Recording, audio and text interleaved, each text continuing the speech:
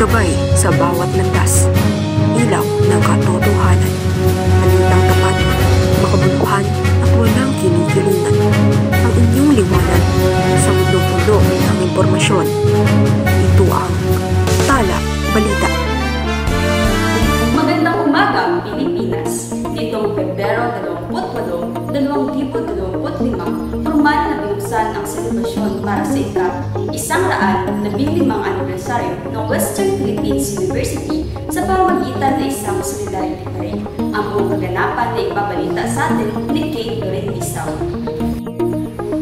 Mahulay at mahusay, ayan ang hiyawan ng mga mag-aaral ng Western Philippines University sa kanilang pagdiriwang ng ika-115 anibersaryo.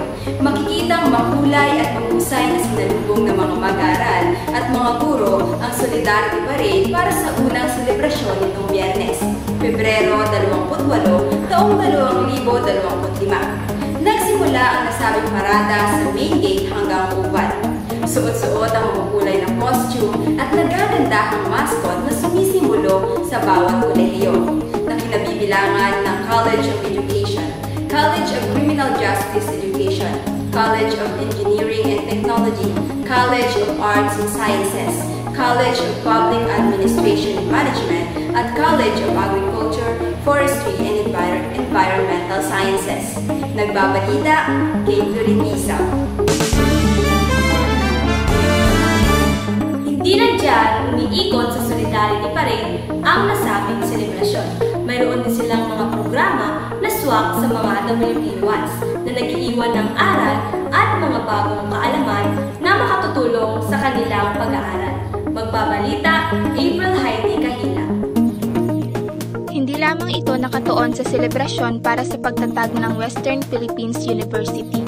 Pinalitaw rin ito ang kahusayan ng mga mag-aaral sa mga aktibidades na nagpapakita ng galing, talento at talino. Isa na rito ang isinagawang write-in, na kung saan ang bawat department ay nagkaroon ng booth na naglalaman ng mga produktong ipinagmamalaki ng kanilang departamento.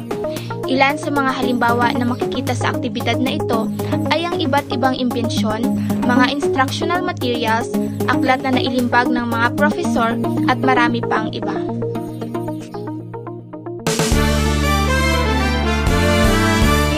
Balita ko ay nagtagisan din ng mga estudyante sa pakikibaka, sa paghuli ng baka.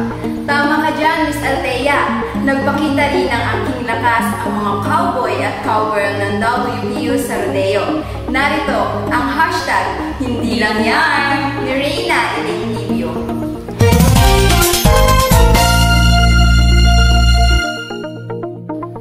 Iisang WPU, makulay at mahusay. Hindi lang yan, nagpakita rin ng angking lakas ang mga mag-aaral ng WPU sa rodeo, na kung saan ipinakita ng mga cowgirl at cowboy ang kanilang kasanayan sa paghuli ng baka.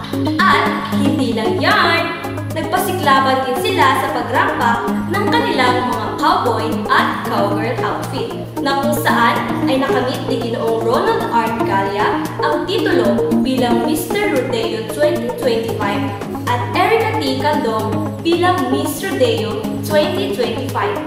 Yan ang hashtag, hindi lang yan!